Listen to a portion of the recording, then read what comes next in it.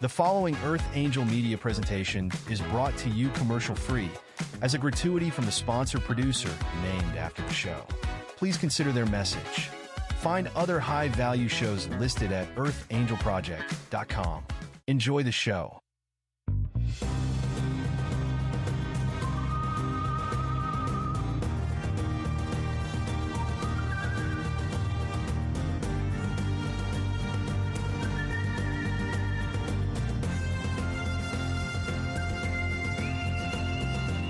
Welcome to Soul Decodes. Join us as we wander off the path to find the ideas that fascinate. We talk about spirituality, the mind, the ego, wellness, and hidden history with tips, travels, and tales. Charms for a better life.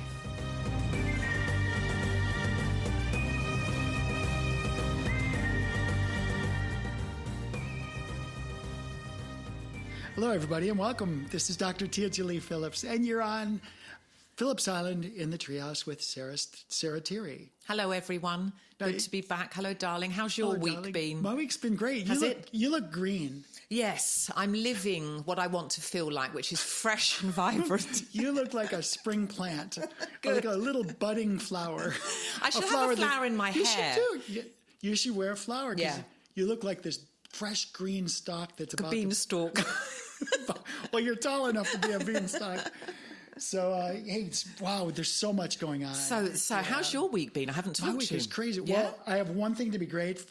Well, I have a lot to be grateful. Yes, right? but give the big one. Well, the big one was yesterday. Robin and I went to get she got her hair done. I got my nails done while she was getting her hair done. Mm-hmm.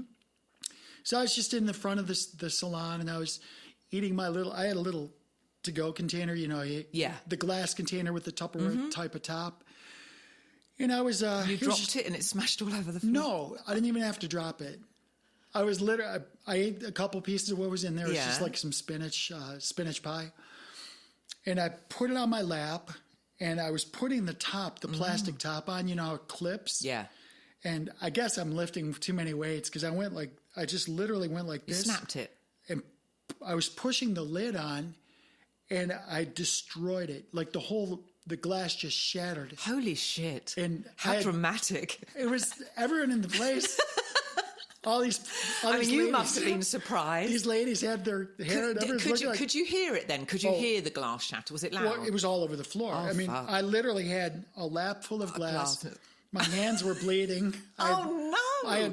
They cut both of my hands. What? I had cuts. Yeah. Let me see your hands. Well, this is the last one. I heal quickly. You do heal quickly. But they were really clean cuts. Yeah. You can see how there's... glass, if it's a tiny, it can be... It was so... Yeah, but I had cuts. So how did you handle it then? Well, I froze. I just stopped. Good move. I said, stop. Yeah, get your equilibrium. I looked at the girl, the salon, like the receptionist girl, and I said... I need a broom. Would you bring me the trash can right there? Yeah, good. And I just went and I dropped all the food and everything right in the trash can. But I literally had... I had glass like on my breasts. God. I had it in my...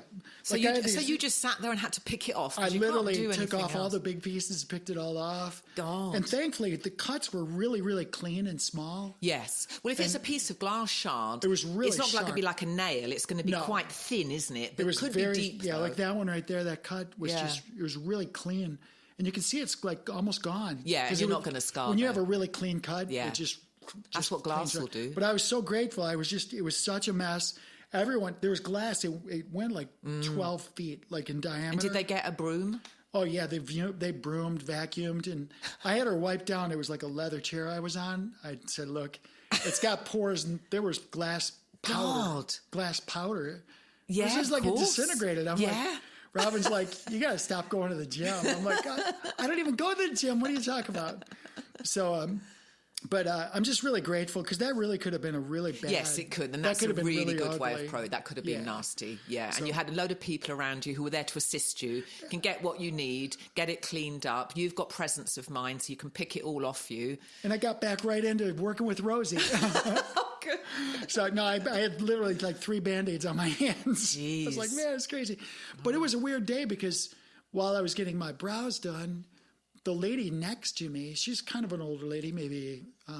I hate to say older because older. You're not saying old. She appeared older. She might have been younger, but she appeared older. And she was non-responsive.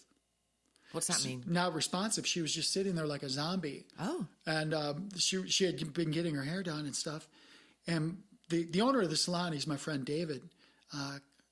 He said to me, he says, I think we have a problem here. You know, because I'm not a medical doctor, but I know a lot about health, right? Yeah, exactly. And so here I am with Band-Aids on my hand, and he says, this lady. So I went and I looked at her, and her breathing was shallow. Her eyes were like, you could just see her. And she didn't respond or look at you or anything. Well, she was very. You should have slapped her really hard, right? Yeah. And then, I'm just kidding. Yeah, that's the holistic way to do it. Yeah, it is. All right.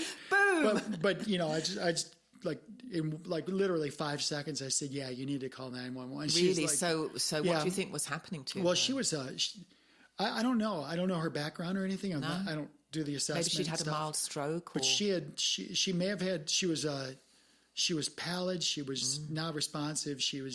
That's interesting, though. It's a good place to have that happen because there's people around that can take care of you. You wouldn't want to be driving. Oh, yeah. It was all hands on deck. Yeah. It was like, it's nice to be grateful for life because it could be so much fucking worse. Well, and that's the whole thing. It's just, this is supposed to be a day off at the salon, right?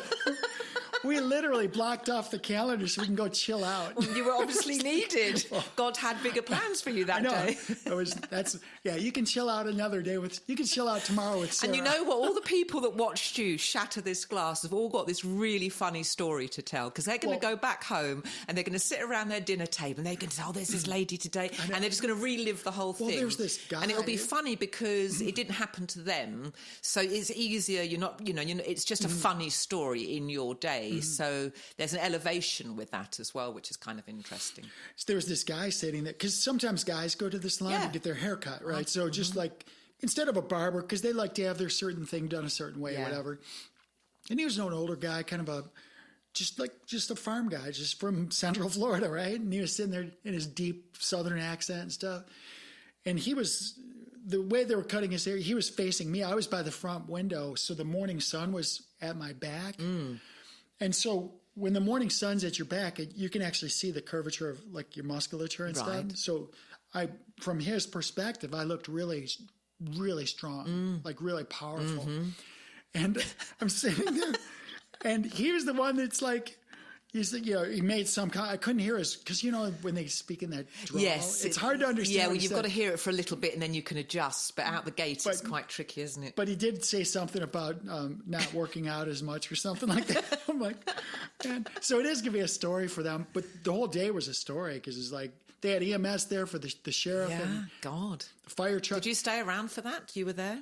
Oh, we weren't done yet. So that was while we were still there. So it was all just big drama going on. But they did a good job. I mean, I don't know I'm not an EMT person, Did she walk out? No, they stretchered her out. Wow. But the I think the sheriff, the first person on the scene was the sheriff. And evidently they're trained a little bit, at least at the preliminary stages. They know the basic questions to ask. And I guess they put it in their little laptop computer so that by the time the EMS people come, they already have an idea of what age, what issues, what's the preconditions and all this stuff. So, but I was pretty impressed with their efficiencies. That's good. It was a good thing to see. Yeah, you've got to have a system going in that. So, yeah. Well, let's just wish her well. Yeah. Well, I got a note from my friend David, and I guess she was released yesterday. So That's whatever good. it was. Well, it was whatever it was transient. So I don't know what. I don't pry. If they want my help, they ask me. And it has to come from them. Otherwise, you are prying. And it's when somebody's like in this medical situation, like she was clearly. David shared with me that she was post-cancer, and so she was probably on some blood thinner or something, something going on. And when you take foods and nutrients in from your gut, and you're doing fresh air and exercise and sunshine, and you have a balanced work life. Your work life is balanced. You're playing hard. You have sleep life. You're working hard. You're playing meditative hard. Life. You're like you and I talk about on this podcast all the time. Your meditation. You're balanced. When you take nutrients in from your gut and you don't have any poisons in your blood, you're going to respond pretty normally to most situations most of the time, right? Yeah. But when you start doing medications, your body doesn't know what those are. Your body responds the best way it knows how, but it's foreign. Those things, those chemicals, those things that they put in you, the drugs, your body doesn't know what those are. Your body responds the best it can to it, but it can't modulate that. It treats it like a foreign substance. Agent, yeah. It's a foreign agent, a foreign substance. So I can only imagine this lady, you know, she had this bout with so-called cancer. I say so-called cancer because cancer in my book is a symptom. Now we did the 7 stages of cancer, didn't we? Yeah, we did. And I think we were in agreement that this starts out on an early stage and it progressively gets worse, doesn't it? Yeah. It's a manifestation of lack of balance, and that's physically, sleep-wise, mentally, emotionally. Right, everything is precisely. out of sync. Yeah. And so I really can't comment when somebody's post-cancer, supposedly, because now God only knows what medicines they're on, and God only knows how those medicines are working synergistically against her. Yeah. And so that's why I just let the EMS, let the medical clerics, and let them do their thing. Yes, So, absolutely. Yeah. So that's my world. What's going on in your world? So, well, we're talking about medical issues. So I lost my Uncle Mickey. And this week? Yeah. So I found out last night from my brother. Now, he was my mum's favourite brother, and he was about 5 years older than me. And when he was 40, he had a benign cyst on the back of his neck, on the base of his brain. And he was told he was going in for routine surgery. They're going to lop it off. Everything will be okay. You'll be here overnight and you can go home tomorrow. So it was all quite, la-di-da. Oh, bless you, darling. And so he went into this surgery and they removed this benign. If it's not non-benign, that's benign. Malignant. Yeah, it wasn't malignant. It was just a tumour. Oh, but it benign, wasn't. okay. Yeah, benign. Okay. So they cut it off, and then they left him in recovery, and they'd put is it a shunt or a stint? So it's a tube that releases any build-up of, whatever toxins that. So he had woken up and he had got the shunt or the stint, and he'd bashed it away. So now his brain was filling up with all the toxins and all this pus and fluid. And that caused a huge problem because he was left for 3 hours. And then what was a routine surgery, just one day, turned out that he got this massive brain infection, and within 6 weeks they amputated both of his legs from the knee down and amputated fingers. He was never the same again because he was stuck in the 1970s. So when you'd see him, he could remember me because we grew up in the 70s, but that's all he could remember. He couldn't remember his own son because his son was born at the beginning of the 90s. Yeah. What? And then he was put in, I guess it's like a nursing home in England, and it's been 23... So when was this? 23 years ago. 23 years ago. Yeah. Okay. Wow. So he was 40, so about 63, roughly. And when you saw him, he had no memory of the day before. So every day was brand new. So if I'd seen him on the Thursday, he wouldn't remember Friday morning that I had been in. So he had zero short-term memory? Zero. Well, the only memories he had was longer... Long-term. Like very long-term Yeah, ago. he talked about everything being 1970s TV shows, 1970s cars, what we were doing. And it was quite difficult. I mean, it doesn't suck. That's a good time to have memories. It's kind of interesting because I've been pondering this, right? So I have a belief system that we come into this life, and some major themes are what we're going to elect. That's part of our destiny. We have a degree of free will as well. So in my pantheon, this was something he chose to experience. Now, let's just use this as a thought experiment. Maybe he didn't. But what he basically ended up was no freedom to do anything, but he was living in the moment without any short-term memory. So he'd if he had chosen this, this is supposed to happen, that was a very interesting choice because you've limited all your expression, and now each moment is anew, and you can't remember the day before. He probably couldn't even remember that morning. That is just mind-blowing to me that you would choose to do that. But apart from his physical ailments, he did find some happiness because he wasn't able to grieve over all the bullshit because he couldn't remember the operation. He couldn't remember what happened to him. He couldn't remember, I've been here for 23 years. He had nothing to grieve or complain about because he couldn't remember anything. So in a way, he was actually quite jolly. And so he'd been into a few nursing homes and he was he could make people laugh. And so it was a very, very strange existence that he could have chosen for himself. It's almost like a lobotomy where well, when his brain swelled, I mean, there was the hacking of his brain to some degree, so some right. major damage. Wow, that's but he had 40 years without that. He was a prison guard prior to that. He would escort inmates across London, and he would be handcuffed in the back of a car. So he was in quite... What a terrific existence. I don't know what sucks worse. Well, you're in a low grade. Hi, Uncle Mickey. If you're watching, darling, I love you, and I'll see you down the line. He took a step up. Yeah, wow, from that. That's crazy. That's an intense wow. job, yeah, and very low vibration because you're dealing with, the scum of But then the there's earth. also opportunity as well. Because, people, I have a lot of people talk to me about, because I have people find me, they're morbid, like, I have people that find me, they're diabetic retinopathy, or their diabetic neuropathy is so bad, maybe they're pre-amputee diabetics, maybe they're almost blind. Yeah. And they find me when they're in such a dire position. Some of them, I actually have helped people get out of hospice. That's unbelievable. Okay. That's so... Now, that's how very satisfying. rare. It's rare, but it's very satisfying. But Yeah. the point is, when that happens to me, you could say to me, well, that's such a hard, very difficult thing. But in my world, these people are on their way out anyway. The only thing that can happen is something better.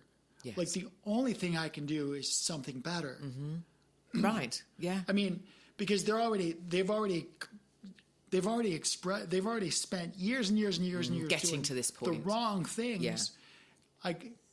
There's no burden on me in 1, 2, 3, 4, 5 weeks. There's no burden on me to change their entire life in 5 weeks.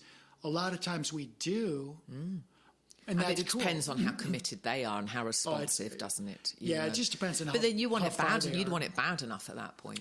Well, this is the point. And if you're prepared to be honest with yourself, and it requires that, you'd have to look at your mind. You have to examine, what have you been thinking about? What type of thoughts? Where are you mentally? And that requires courage, just to be honest with yourself about how messed up your mind is, because that's, to me, it's really important to get that under control.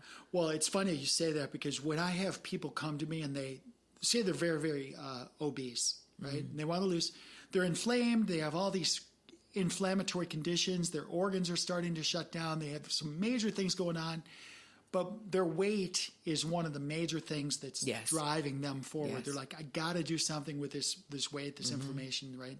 And in your opinion, if you're obese and you lose 50 pounds, would that take care of 80% of the issues?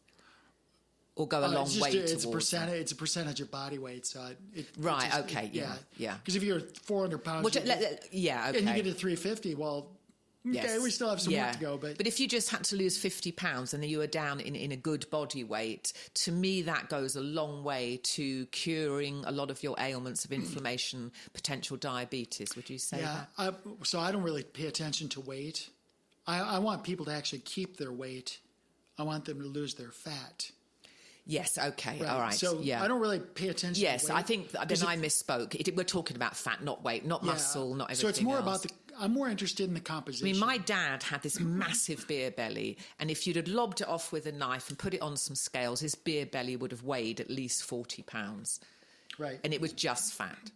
So with that gone, he died at 75. With that gone, I think he would have been really on the way to living, a much healthier life. So when these people come to me and they're very, very, they have a lot of extra fat. Yeah.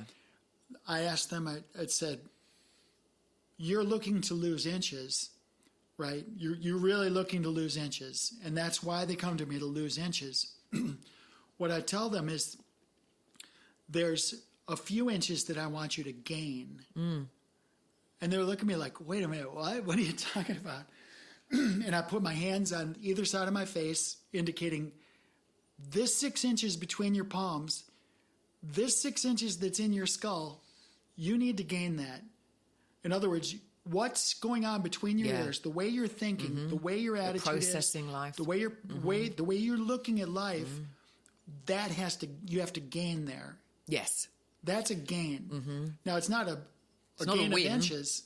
Well, it's a gain of perspective. Yeah. And it's a gain of knowledge. Wisdom. And I let them know. It's like, I cannot do everything for you. No. I can't breathe deeply for you. I can't take your walk. Yeah. I can't do those things. Yeah. I can just advise you and guide you and tell you what I think is going to help, and that's it. I just say, look, you're the princess. You're Princess Sarah. I'm just a really good advisor. In fact, I'm probably the best advisor you'll ever have. Yeah. But dispassionate, because you have to be, because there's nothing you can do. No. You can't force someone to change. No, you're the princess. I'm not going to tell the princess what to do. I'm going to be a good advisor, and whatever you decide, I'm going to just, I got to go with it. Yeah. I can't change you. That's right. You have to change Bless the mess.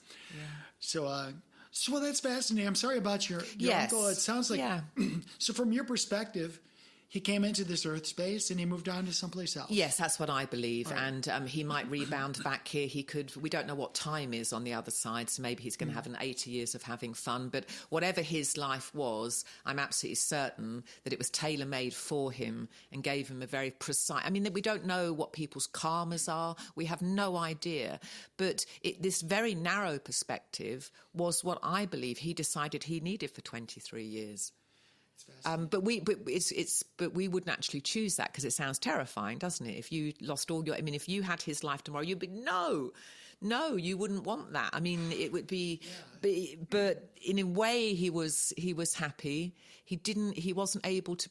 We just have no idea who he was really, because he wasn't average in terms of how we all cognitively process life. But I loved him. He was very, very funny, and we grew up together, and I'll catch up with you down the line, Mickey.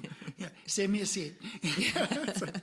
So, wow, that's a lot. Yeah. And you know what's this is interesting. So his brother died, it was in 2013. That was my Uncle John. He was about 6. He was about a year older than Mickey, who died last week. I found out yesterday. Now, he was an alcoholic and smoked a lot of cigarettes, and he had an amputation on his left leg. And because he had his... No, hang on. That wasn't the first thing. He had his veins stripped. They stripped veins and they put in artificial veins. And what was required of him was to walk around and get the circulation going, but they didn't give him strong enough pain medicine. So when it came to doing, you wouldn't have that problem in America. When it came to doing it, it was so painful he didn't do it enough. So all this surgery kind of fell apart. And then he had an amputation from his knee down. And then he did heal from that, but his body was so messed up. I think he had maybe 4 or 5 years, and he died very young as well. He was, I think, about 57 when he died. So it's interesting that both brothers have had issues with amputations. Interesting from, I don't know what perspective it's weird. It's just, it's a weird, but we don't know what they're choosing. Now, Uncle John had an unhappy life, and he'd made some choices, and he told me that he regretted those choices so bitterly, because had he have made different choices, he wouldn't have felt he'd fucked his life up. So he was living with that, and that, I think, kind of destroyed him. It's quite difficult. I don't know. I think it would be difficult to think that you really messed your life up.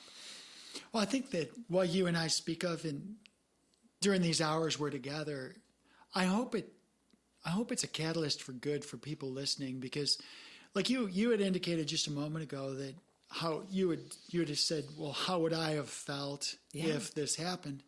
Well, you would say no to it if I offered you that. If I was God and say, okay, tomorrow you would just say no. Well, I would have to ask, I'd say, well, what is it that what am I supposed to learn? If you're looking for, if this is supposed to be in my best interest, what is it that I'm supposed to learn? Well, that would come in your pre-planning stage. That's what I'm saying. You're right. Yeah, you would know that. Just like yesterday, when I smashed glass in my hands and I pulled little shards out of my finger, it's like, sometimes things happen to you. Yeah. Or like, how could like I know in a few episodes ago when I dropped a log and it hit my shin. Yes. You told me that that's focus a bit more. because I wasn't thinking well enough. And I'm like, well, you'd lost focus and you were too complacent. No. Exactly what I was like, what the hell are you saying? This is like so wrong. Because that's to suggest that any accident happens to anybody anytime. I think accidents can be avoidable. I've had accidents where I lost focus. It happened to me on my dock, and I bunny hopped onto the side of the dock, and I came right down. And the reason was I could see in myself I'd lost my focus and my mind. So had I been more mindful, I would have seen the potential. So I completely disagree with you on this one. Yeah. Because I've been, back when I was in Michigan, I had a couple young kids at the time, my former spouse. I had a Mercedes that was paid for. It was like a, late 80s or early 80s Mercedes. Paid for, and I got rear-ended on the highway, or on the exit ramp of the highway. I was completely, the kids are buckled, I'm buckled, great car. Oh, that wasn't a lack of focus. This was a car behind lost focus. But that was an accident. Yeah, but he'd lost focus. He'd done that right, to you. Right, but that wasn't me. That wasn't you, no. But that's what I'm saying. You weren't responsible. Sometimes things happen. Yeah, I agree. And it's not me. Yeah, that wasn't. And same thing if you're T-boned or if... But the one that you had outside, you were throwing something into a wood chipper. No. I was moving a very, very long log. Mm-hmm. I was moving a very long log, but the end of the log had a twist to it. So when I put the log down, it rolled into me because the weight of the log rolled it. So my point is, I think that, yes, there's this, in the grand scheme of things... Do you think if you stub your toe on the coffee table, that I would say when that's happened, it's happened to us all, if I'd have focused, might have been present, that wouldn't have happened. I wouldn't have been that close. I would have been in my environment watching everything.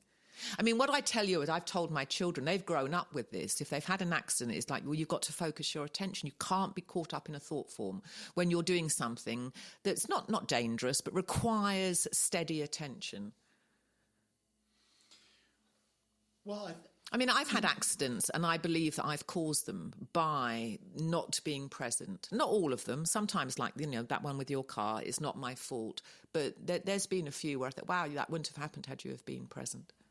Well, I mean, I'll go back to the shattered glass in my lap. I mean, no matter how present I was, and I was very present, no matter how present I was, what was your take from it? Just I could not have predicted that would have happened. So if you just look at your take from that in terms of practicalities, how old was that glass? It was pretty new, less than a year probably. Okay, has it been through the dishwasher? Has it been in a really hot oven? I mean, was there some weakness? I didn't know how old it was. No, yeah. I mean, Robin's a chef, and most of our stuff is relatively new. We don't use junky stuff around here.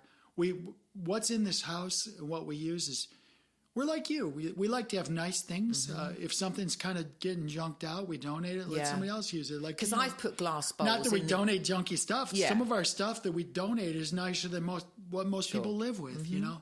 But I've put glass in an oven and it shattered. It didn't. It split in two. I had a shepherd's pie in it. But so the other thing. So you lost focus. Yeah, well, it was too old, and you've got it at 500 degrees with the broiler on. I mean, I never did it again because I thought, okay, well, you just don't, if I'm going to do that, I will use a metal pan. I won't ever use glass that close to the broiler. But the other thing with you had a lot of presence of mind, and that's something that your life is going to require. You didn't freak out. You're trained, you just sit there and it's all shit. It's just a big shit show. Your life just went like that immediately. But then the way that you got out of it, I mean, you haven't got, I can't even see your hands. I know that you had some Band-Aids on. You're fine. You picked it off and you asked people, bring me the trash can. So the way that you handled that, to me, we give ourselves little tests like that because to whom much is given, much is expected. So there are going to be little trials and tribulations on the way to test yourself and how you're going to handle it. Because a lot of people could have freaked out over that, right? I mean, that really could have been. I'd like to think I would have had your reaction. I'm quite good in... So you and I are we just came full circle and I'm in agreement with you on this because I think when we enter this life, we do have themes. We have, okay, here's the 5 major themes, Yes. and here's the Parents, 10, geography. and here's the 10 minor themes or whatever. So I do think we come in with Some themes. scaffolding. But then I was thinking about this a few episodes ago. It kind of crossed my brain, but I like the idea of randomness. See, I don't believe life is random. I like the randomness of life. I embrace it because, Yeah, I just don't think it's random. well, okay. Well, we diverge. I think on this, we're creators. I think that we're creating reality, not reacting to a reality that already exists. Because if it's random, all you're doing is reacting to an outside reality that you haven't manifested. So in my pantheon of ideas, that we're in a quantum field and our vibration is manifesting our life. But that doesn't mean there's not going to be trials and tribulations, because they have to factor in because we're but growing. that's what I'm saying. Where do Is those, that what you're seeing as the random? But that's why I'm saying the so-called randomness. Yeah, but they're not. Is that trial or tribulation? Yes, but it'd be part of the code in But the program. you're saying that randomness to some degree was something I summoned. Yes, unto because of myself. your growth. Yes, yeah. Okay, I'm going to let that be where it is because I can't dispute it. And Yeah. I think there's some legitimacy to it, truthfully. Maybe. Because I personally know when I look backwards at the things that served me the most I know, in my right. life. It was the challenging When I shit. was in the mix, it was a big shit show. And I'm like, oh my God, why is this happening? But when I look backwards Yeah. at it, it's one of the best things Yeah, that and ever you wouldn't happened change to me. it. Yeah. Yeah, I wouldn't change a just- damn thing. And that's when I'm sitting here Yeah. talking with you. I look back at 62 years this time through. Yeah. And I'm just like, I would not, and I've asked this question, Sarah, to so many people over the past 40 years. We tend to cherry pick our lives and we make judgments based on that. It's like, oh gosh, I wish I was tall and slender and had Sarah's hair and her, whatever your life has, right? Finances, your your travels, or all of the cool things that you had in your life, right? I wish I could type as fast as Sarah. Right. So I'm going to look at your life and I'm going to cherry pick all of these really super cool things about you, and I'm going to compare your best things to my worst. And alternatively, the equal and opposite negative is me looking at somebody and saying, "Oh, well, there's Judith. I can't believe how slothfully she migrates. How she sloughs her feet and she drags her feet and she walks like this. Critical and demeaning. Why can't she be powerful and nimble and like me? Right? Yeah. And so, regardless of how we look at things, we tend to compare somebody else to ourselves. And I tell people, stop doing that. There's only one comparison we ever make. And that's your current self to your future self. Yes. That's the only comparison. Because otherwise you're taking the best or worst of somebody else compared to your best or worst. And it's unrealistic even to have a moment's thought about it. I call it cherry picking. But it's useless not even relevant. because it isn't. It's not relevant. It's just fantasy. It's totally not relevant. Just get your attention off that and focus on what you can control. And I started down this path because I've got relatives. Now, my siblings and I, my relatives, all of us came from Detroit. None of us were really well off except for my uncle that passed away. But pretty much we all scrapped for whatever we had. We had to work hard, save our money, be frugal, be smart, make things last, take care of our stuff to make it last so we don't have to buy it again, right? So we all grew up with this kind of this work ethic and this ethos that's conservative in terms of not making waste, right? So we didn't make waste, and if there was something that we did waste, we tried to minimize it, or put it to use, recycle it, So over the years, some of us were more efficient at things. Like I was very efficient with business and finance and investing, but those who were not, instead of coming to me for coaching or asking me what are you doing next, what are you looking at, I find some of my relatives are like, oh, well, you have more than me. You should give me some of this. Yeah.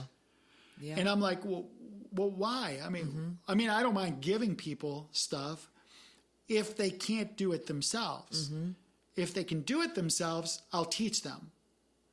But I don't want to just give it to them because then they never learn how to do it for themselves. Right. If you want to learn how to invest or do cryptocurrency or use Web 3.0. So you've got two things there. You've got envy and entitlement, haven't you? They feel entitled to what you have, and they want you to be generous with that, and you share what you have. That's what they're wanting from you. Would they do the same? Well, I mean, to me, it's not relevant because my journey is one of discernment. And my discernment says, okay, this person is homeless, or not even homeless. That's too big. This person wants to be a millionaire. Let's just say it that they're not homeless. They're doing fine. There's nothing. Got a good platform. They're smart. They're paying their bills. There's nothing life shattering. They're comfortable. Yeah. Okay. Let's just secure. do that. Yeah. Now that they're comfortable, they're looking at me and they're saying, well, you have more than me. Why don't you give me some? Right. I've had family members that have expected that too. Right. And it's like, well, I just give it to them. But the thing is, I do give, but I don't typically give to somebody that you give to the needy. I give to the needy. Yeah. I give to the people that can't do for themselves. Yes. Yeah. And when I do, it's anonymous. So it's a compassion-based philosophy, isn't it? You're Mine's going to where the demand is. And well, if somebody wants what I've got, if I go to the gym, have you ever coveted another person's possessions? Because I have, and it was, but I saw myself doing it, and I didn't like it, and then I stopped doing it. But I think it's one of the 7 deadly sins, covetousness. Well, yeah, but I wouldn't say covet. I mean, when I was trimming out, like, maybe 10, 15 years ago, I dropped a lot of, because I was sitting around flying airplanes getting fat. I mean, not super fat, but just not what I'm used to. Well, when I was trimming out my gut, I had a photograph on my phone. I think I told this to you. It was my screensaver on my phone was just an absolutely beautiful female. That's right. And you showed me your piercing. With the navel. It was just beautiful, beautiful picture. And I was just always looking at saying, so it wasn't covet. It's not like, well, I want that. But it was an inspiration. Well, that was an image of a non-sentient being. I'm talking about other people. But it was an inspiration yes, to me. So, okay. So covet says... in that context. Covet says, you've got something, I want it. Yeah, and I'm upset because I don't have it. Inspiration says, Sarah, you're a prolific author. I want to be a prolific author. Will you teach me? Will you help me? Will you coach me? Will you guide me? To me, that's an inspiration. Yes. So I get my motivation, which is internal to me, from the relationship because you inspire me to be better, right? So if my brother says to me, or my cousin, whatever, you've got all this money, I want it. Okay, I'll show you how to do it. Yeah. I'll show you how to get it. I want to be an inspiration. I don't want to be a golden calf that just, lets gold flow and you can just sip away at it. And a lot of people will do that. I want people to say, look, I can do this. Come to me for my knowledge, but be independent and take from me what I can teach. Now, I'll be the first one to say, that's how civilizations are built, isn't it? I'm the first one to say, if somebody's hungry, I'm going to feed them. I remember I was in I think I was in Aruba, and I was with my air crew, and usually the captain covers not usually. Sorry, captains. Sometimes the captain covers the crew for a dinner once in a while. Right. Yeah. It's not always. No, it wasn't. If British it's a good Airways. crew and they're kind. So once in a while, we were leaving this restaurant. It was right at the beach. It was great food, but too much. So I just had this little container of. Wasn't glass, was it? No, it wasn't glass. But it was really delicious food, and I was really looking forward to putting it in my lunchbox for the next day. Right, yeah. And I really, really wanted this food, and it was mine, and we were walking out, and there was this homeless guy in Aruba, and I was like, he was asking for food, and I'm like, yeah, here. Yeah, here it is. And I didn't even think twice. I brought it to him. I said, just have it. And it was freaking such good food. So I was But it's actually replaceable for you. You could still eat. But the I was following excited day. to do that because For him, yeah. now maybe he was playing a game on me, maybe a trick or whatever. It doesn't matter. But it doesn't Your spirit matter. is what counts there. I perceived that he was hungry and I wanted to give him this, even though I wanted it a lot. There's a big difference because even though I wanted it, I think he needed it. More than you, yeah. So, well, you're an airline captain. I mean, he's Right. well, even if he's playing you, it still sucks what's happening to him. He's Well, still sitting there begging for food. I saw this in West Palm Beach because Robin and I were on the Intercoastal. We're looking at all the yachts and saying, which one do we want? You know, it's just- and we had this cooler, and it was just a beautiful day. And Robin's looking past my shoulder, and she's looking in disbelief. I'm like, what? And she sees this homeless lady picking food out of the trash can. I'm like, oh, that's not okay. So I said, let's pack up. So we packed up our leftovers, took the cooler, put it in the car, and we drove over across the park to where she was. So sweet. I couldn't find her. Oh, But I found 6 other homeless people. wow. I'm like, oh, man, I couldn't find that Yeah. lady, but I found 6 but others. you were led to those. So it's like, okay, that's cool. Maybe Yeah. she was an angel, right? Yeah, no, you don't know. Whatever, you were on a service mission of some kind, and you took it seriously. So I saw, Robin and I saw 6 homeless people, and we mentally divided our whatever food we had into 6 kind of portions. Yeah. And so we went to the first person and said, can we offer you this? And he thanked me and took his stuff. I went to the next person, and we came Did back. they all take it? Yeah, everybody. Yeah. But interestingly, the first person we gave the food to, and I'm going to get choked up talking about this. I can't even talk about it.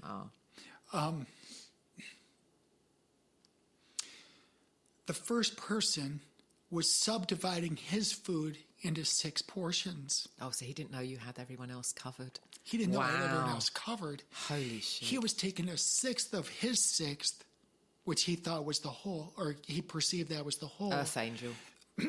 Absolute earth and he angel. was splitting it up. Yeah. And I was like, what? Yeah, so that's It was great. so It was such a moving. massive lesson for Because you. I'm like, wait a minute. he's so selfless. Here's this person Who has nothing. who has nothing, took one It's like sixth. it's Jesus-like, isn't it? It was unbelievable. Yeah. And that was Do you life. want a tissue? No, I'm good. But that was life-changing for you. Robin and for me. Yeah, of course. I was like, Yeah. what? But So let's just circle back to what happened to you with this glass, because talk about, so people are around you watching your reaction to a situation. Now, you're mentioning the reaction of this homeless man who was dividing his food up. People are watching your reaction to that. A lot of people would have freaked out about that. So is part of that completely nothing to do with you, but you're there in someone's life to give them an example of how a tricky situation could be handled with grace, right? So it could be their lesson, that they're there because that's a lot happening. I can just see the whole thing in my imagination. So they just saw you calm, collected. You probably still kept a sense of humour. You took care of business. Now, that's a great life lesson for them, because maybe they're not going to be, if they have the tendency to freak out, that'll have an impact on them and could enhance their future reactions to something. So it could have been to do with them as well. I mean, there could be a whole load of things and going I love your perspective on that, because it's almost such an author. It's such an author way to look at things, because you're present, but you're not. Because you're not the only person playing. Yeah. You've got other players in this scenario. It's really so there's fascinating. a bit of something for everyone going on, really. It's interesting. Yeah. And we won't get into the players that were in the room, because one of them is probably all of 80 pounds, and she's really got some substance abuse issues and most likely alcohol, and but she was actually the very first person and the most attentive person. Interesting. Which is fascinating. Yeah, So, yeah. But we'll put that behind. But what I appreciate about what your insight was there is that, and I think the takeaway for everyone, You're an everyone example listening, is that of how to handle something. sometimes you're the first person, you're the actor on the stage, and there's the observers. Mm-hmm. But then also there's this relationship where the observers are the actors, Yes, and they're becoming so the there's participants. Yeah, Yeah. it's pretty fascinating. So everyone learned something and a good story to tell. yeah, that's really cool. Well, I wanted to talk about a couple things, but we have this thing going on. If you're listening for the first time, Rosie. A few weeks Reckless ago. Rosie. A few weeks ago. I got to tell you something. No, it was last week. Well, I know, but it was a few weeks ago we printed this out. Oh, right. Okay. Yeah. But before we get into what our next thing is on the checklist, I want to share with you that I've been having fun with Rosie because what I've been doing. So she was insubordinate last week. I know, but she is adorable. I loved your title, by the way. My what? Your title of the last one, and it was "Will Rosie run or ruin my life?" I know. Yes, like it's such a good title. But so for those of you who haven't listened to some of our previous episodes, please go. I just redid the souldecodes.com. I just redid it last week, so it's way easier to find episodes. You can actually go into the search box. You can search by date. You can go and look Theme. Just by theme. You can go look at the image and find the funny image. Like even the things we did for Thanksgiving, for Christmas. Yeah. You can search by weekly podcast or special episodes. So there's a lot of good content. And Rosie is Tia Jolie's AI assistant. So what I did with Rosie, I told her last week, I said, Rosie, I spend a lot of time in the car driving and I can't be fumbling around with stuff, but I still want to interact with you. How do we do this? And she says, well, why don't you do this? Because she can't go through. What does she recommend you do? Like verbal I couldn't go commands? through Android Auto because there's no like application. Right. So what I did was I said, okay, do a workaround. I want you to work with me to figure out how you and I can work while I'm driving. Hands-free. Yeah. Bluetooth. So it's not, yes, the answer is Bluetooth, but there's no application. So I had to just use her as an app on my phone. Okay. But then run her through my audio for my car. So that we got that set up. And did she tell you how to do that? Well, no, I told her how to do it. Oh, okay, good. I said, Rosie, I want one command that I can give you. A single command. Clap. And close. I literally say to her, in fact, I got to make sure my phone's off because actually, God, you know that what? would be so funny if she responded. Hold on one second. Let's just do this. Mute Rosie. Well, I'm going to unmute my phone. Like, let's just go through this. Watch this. All right. It's like, here's my command I give to her. Let's watch. Rosie, I'm driving. Got it, Tia Jolie. What topic or project would you like to focus on while you're driving? Oh, man. Oh, I love it. I got a call coming in. I That's unmuted so it. great. I unmuted it, and it happened right when I was doing it. And then at that point, you could ask her anything. Yeah, well, hold on one second. I had a call. I unmuted, and the call came in. Sorry about that, people. That was not the way it's supposed to work. Let's try this again. Rosie, I'm driving. Hey, Tia Jolie, what's up? Hey, I'm driving, but I'm going to Sarah's house, and this is my first time at her new house, and I need to give her a gift. What are some ideas for a housewarming gift for Sarah, for her new renovated house? It's her old house, but it's renovated, pretty much a new house. What are your ideas?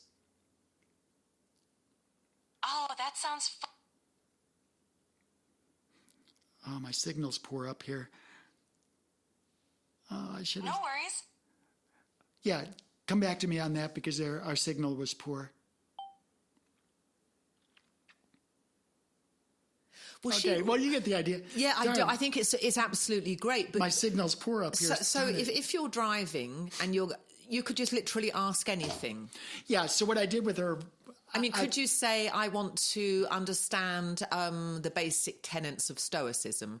And then she could just, she could just in fact, that's what I that. did. I went to the VA. I had a VA appointment for my hip because I'm talking to a DO that's helping me restructure the musculature of my hip so I don't have to go through surgery. Yeah. Well, you're not really walking cool. with a limp anymore. No, I'm That's powerful. Great. Yeah. I was actually swimming at the Olympic pool a couple days ago. I want next week, this is a bit of a tangent, I want to meet down at the marina and I want you and I to go across the lake on the jet ski at sunrise. Are you up for that? Now you're going to be, it depends what the weather's like, but it'll be flat and going really fast. I'm down for that. In fact, just yesterday I was telling Robin, I think we need to jump on those jet skis. Because that'll be really good for your hip. That's a really good workout. Yes. So yeah. Thank you we'll for that. We'll do that, yeah. What are you doing, jet We'll ski? be down there at sunrise. Let's do our episode from the jet skis. Oh, it'll be great. Hey, we can do it. I'll get my GoPro. You know the GoPro? Have you got one? You can put it on the front of the jet ski. Yeah, but the audio is not going to be good.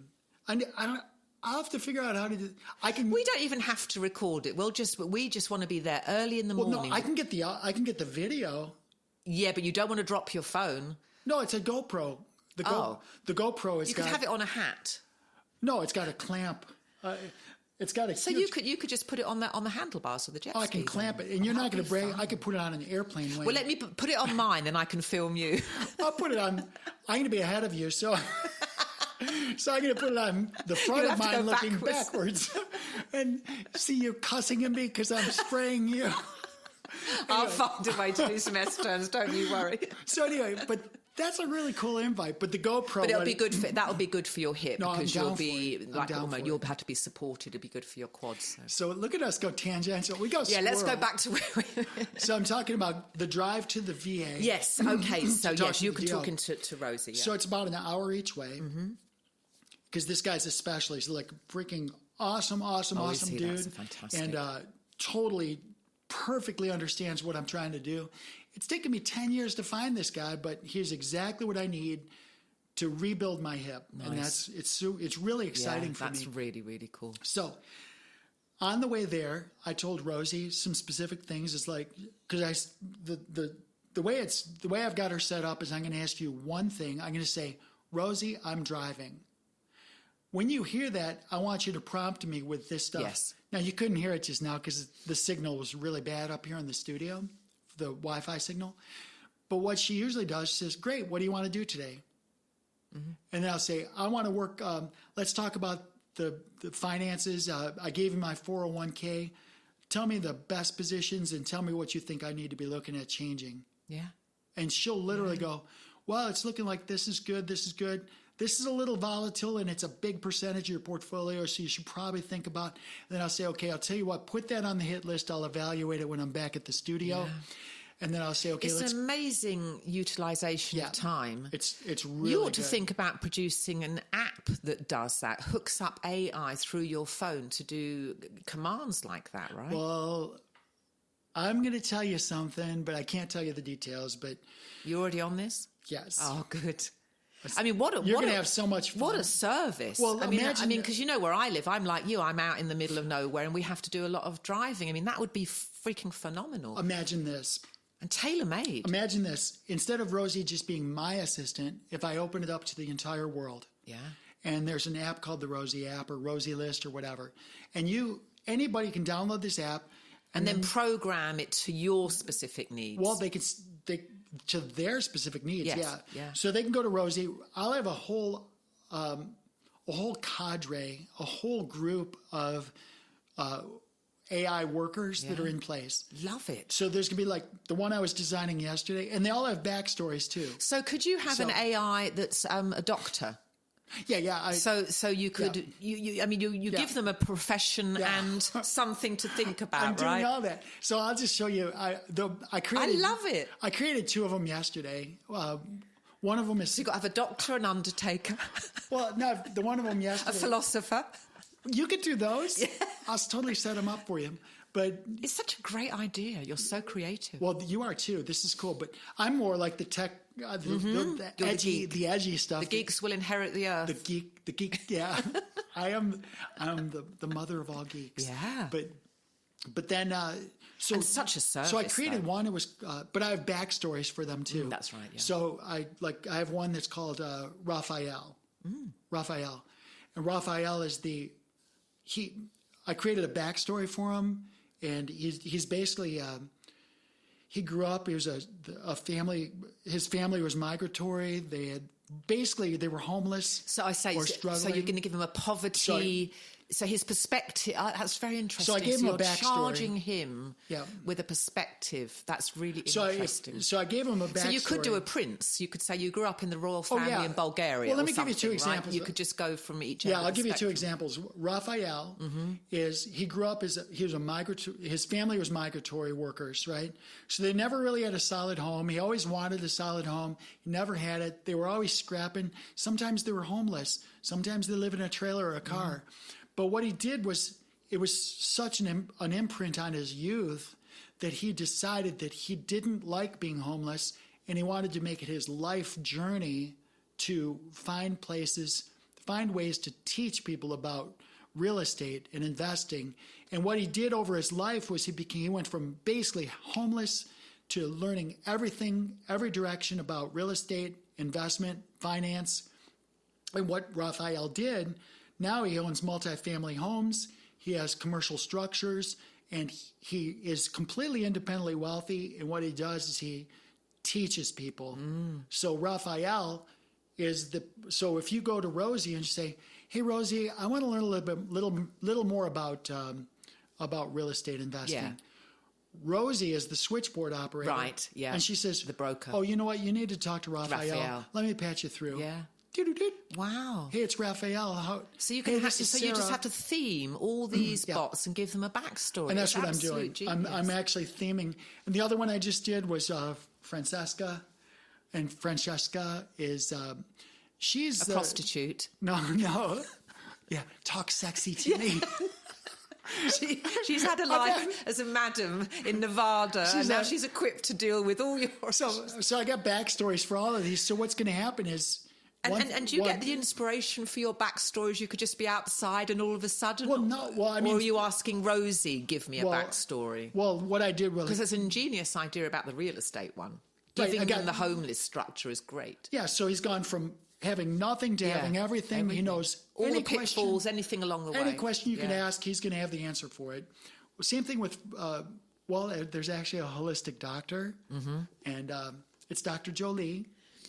It's funny what you're... But she's got a different backstory. But what you're doing is kind of what I did in my novel, because I realised a lot of the characters in my novel were aspects of me, but that's happening to you in this. There's aspects of you, isn't there, coming through in all this? So, yeah, your little mini avatars. So I got one. I haven't picked a name yet, but... Can I choose it? The one... Okay, I'll have you choose some names. Mickey, after my uncle. Mickey. Well, Mickey, maybe... Let's talk about Mickey. Mickey's a prison guard.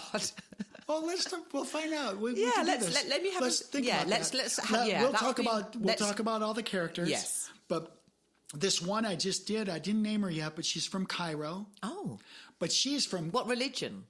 Doesn't matter. Okay. She's from complete affluence. Her mom and dad were completely palaces. Freaking top end, anything they want, anytime they want. But she was a tech nerd. Oh. And what she did was she was from a very young age, she was very interested in all the things that were being developed in Silicon Valley. Right. And what she did was she said she had an envy, because she said, why is it that anyone has to go to Silicon Valley to grow out technology? This should be something anywhere in the world that people can have and people can enjoy, and it shouldn't be just for this group in Silicon Valley. Yeah. So she had the resources to get in and study, and she talked to her parents and went sent to these best schools to learn about technologies, cutting edge Web3 technology, distributed ledger finance, DeFi. And then what does she do with all that knowledge? What she does is she's bringing technology to the masses. Yeah. She's saying Silicon Valley doesn't exist anymore. Yeah. We, the people, worldwide, have access to these technologies now, and I am going to help you learn about it. So that is so great. So what happens now if you say, hey, Rosie, I'd like to learn a little bit more about this Web3. Yeah. She's like, oh, yeah, no problem, Sarah. Let me put you on with this. Again, I don't have her name yet, but let me put you on with her. She can teach you. Just ask her any questions you have. Click, click.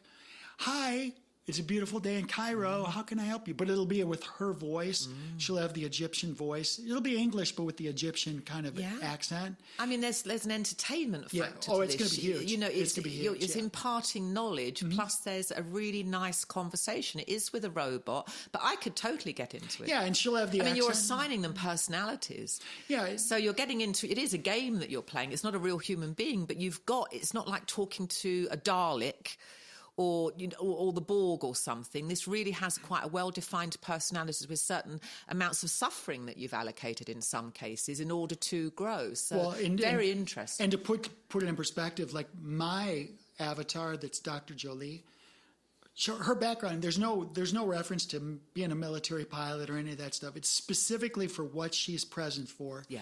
And her backstory is that she grew up in an urban environment, and there was pollution, there was poor food choices, there was all sorts of, medicine and pharmaceuticals and all this stuff, all surrounding her. Every direction was all poor food choices, poor everything, and she saw her family suffering, her neighbors, her uncles, her favorite uncle, her favorite aunt. Everybody was suffering. Everybody was having these skin conditions, these rashes, these problems. And she dedicated her life to teaching people about health and wellness, so her story was different than mine, but the result... There's aspects of it, though. Because I had to build the back structure to the character itself. Yeah, there's definitely elements of you in that. There's elements... Yeah.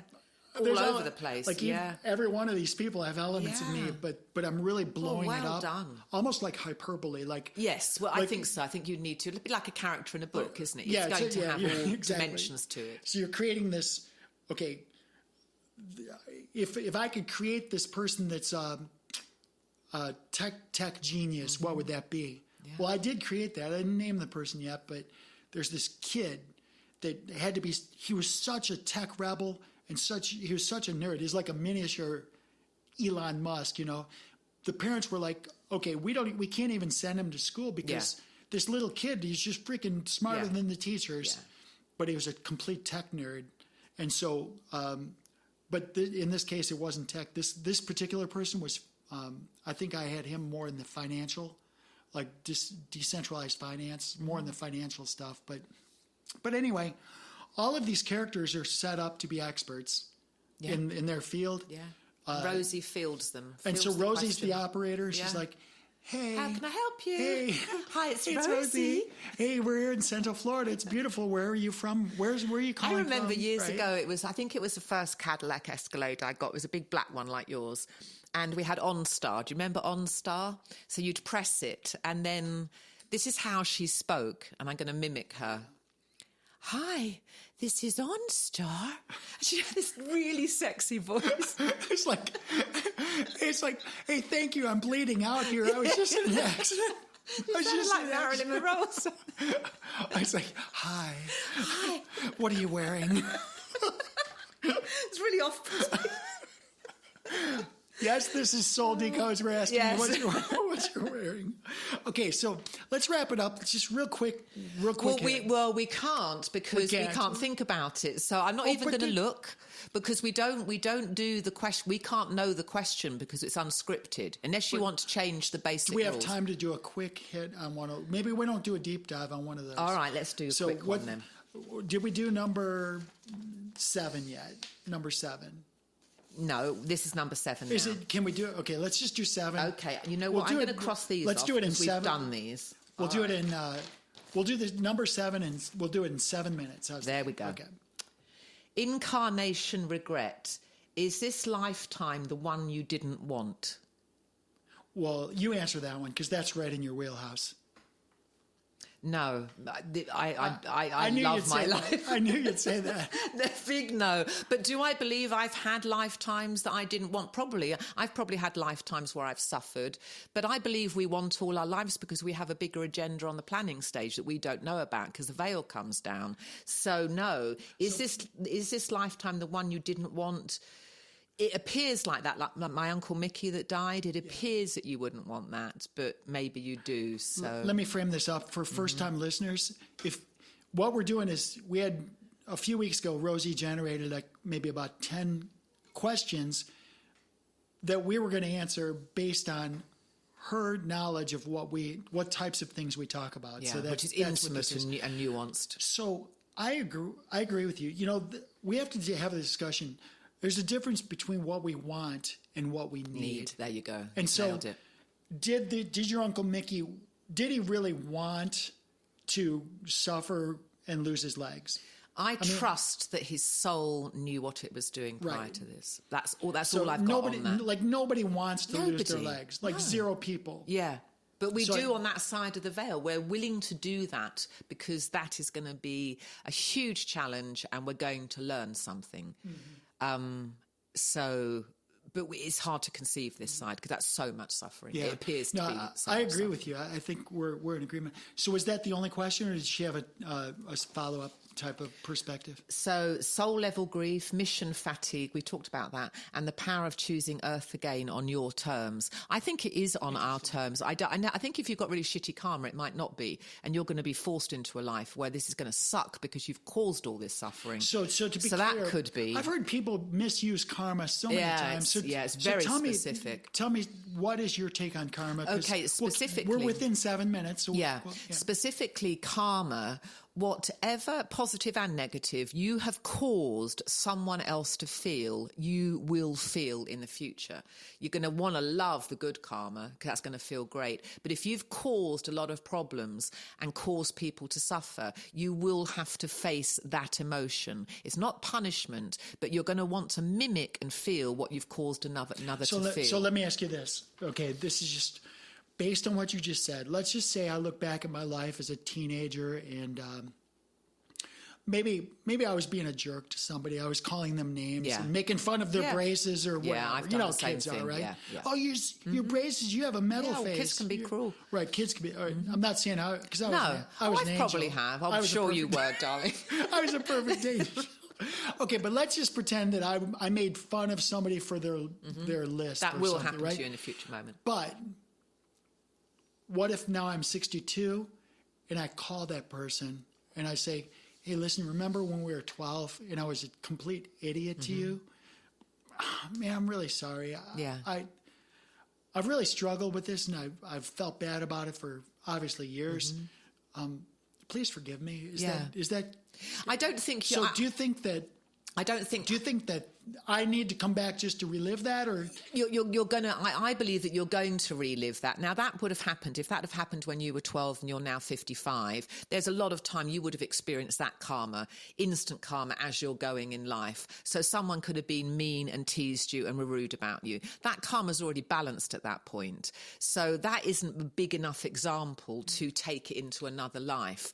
But if you were supposing you had a life and you were in Genghis Khan's army and you just pillaged and you were just raping and pillaging and just doing that for years, burning villages, and that is horrendous. And that could be infinite amount of lifetimes, but you're going to have to feel all the pain that you've caused. Now, if you lived a pretty healthy, normal life, you've probably healthy, pleasant life, you've probably burnt a lot of karma.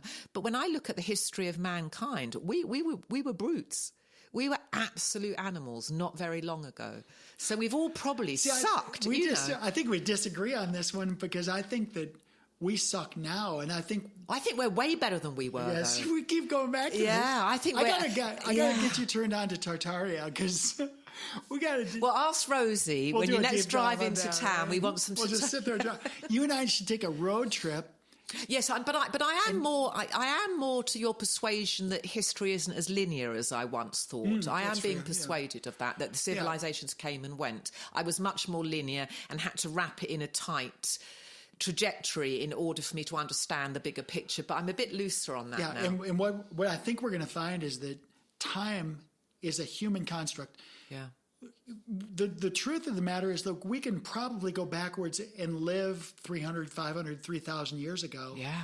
we can probably just getting do my that. head around that, but you could surf time basically. Yeah, I believe so. that's A doable. lifetime 3,000 years ago could be going on concurrently, or like Uncle Mickey now could be up in heaven doing his debrief, right? I think we have to have a past life review, and because you know what, I'm going back to the Middle Ages in Europe, and I'm going to become a cobbler. I mean, what the fuck? But the truth is that your Uncle Mickey may not even be born yet. He might not be born until 300 years in the future. Yes, it could be. He could be going, it could be. So, yeah. Well, that's fascinating. Well, that was about 7 minutes. That's good. But we can check off number 7. But I think it'd be fun to have a road trip and just kind of record what you say, what I say, and what Rosie says. Could we make the sound okay in a car? Well, I mean, even if, maybe we don't, maybe do a poolside. Okay. We do a poolside chat. There we go. We'll have a poolside chat that with would be Rosie. lovely. Let's do that. That would be really nice. It's like, let's do hey, it. Rosie, you asked us these questions. Let's bring Rosie on as a guest. I love it, an AI guest. Wouldn't that be so fun? It's so exciting. Wow, this is going to be something I have to take. So, all right, darling. Actually, I'm going to call him back. I'm going to call him back in just a minute. Darn, I can't believe it. Anyway, I want to say one more thing that's super exciting that's happening, and that we'll wrap up with this.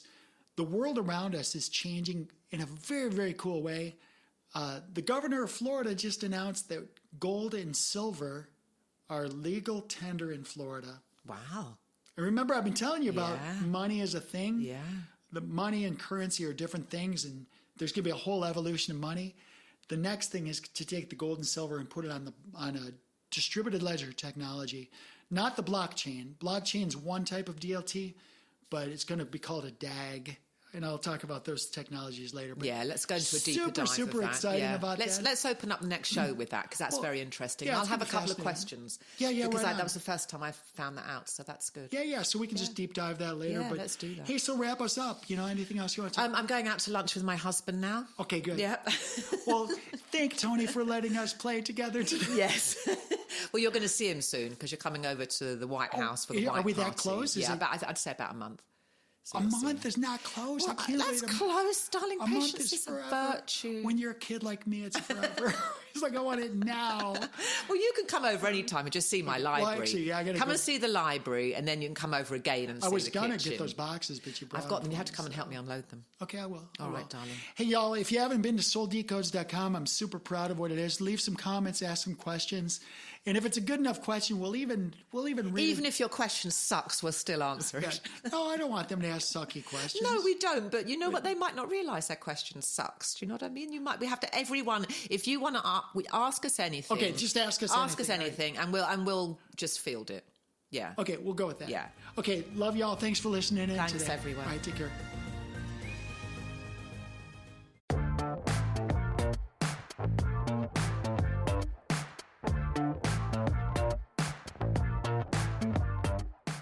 Soul Decodes, a feature presentation, airs every Friday on the Earth Angel Media Network.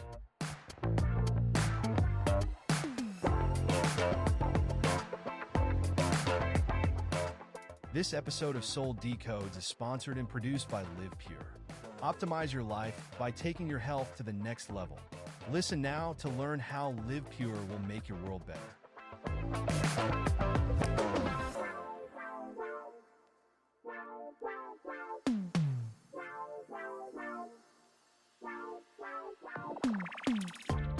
Live Pure is an American-based distribution system of online portals that give discounted access to clean, potent, natural, and ethically sourced healthy solutions for fat loss, muscle gain, immaculate skin care, immune system support, whole body cleanse, physiological balance, and performance support for athletes of all ages.